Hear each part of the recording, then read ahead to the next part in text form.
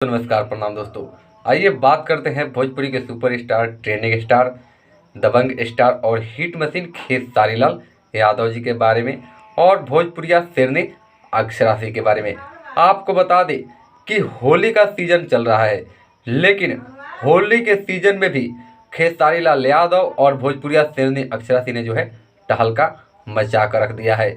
आपको बता दें कि आज ही इनका एक पिठैया सॉन्ग जो है बहुत ही ज़बरदस्त तरीके से वायरल हो रहा है और ये बहुत ही कम ही घंटे में जो है कि 1 मिलियन ये सॉन्ग पार कर चुका है।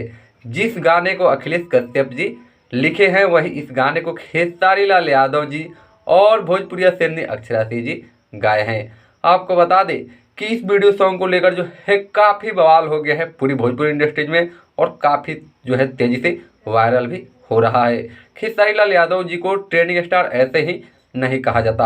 आपको बता दें कि ये गाने भी ट्रेंडिंग सेक्शन में जो है ट्रेंड कर रहा है और साथ में इसका टीजर भी ट्रेंड कर रहा है। दोस्तों आपको बता दें कि Blue Beat Bhojpuri YouTube channel पर इस गाने को अगर आप देख लिए हैं तो ये वीडियो सॉन्ग जो है खेसारी लाल यादव और भोजपुरिया शेरनी अक्षरा सिंह का आपको कैसा लगा, जरूर कमेंट बॉक्स में बताइएगा।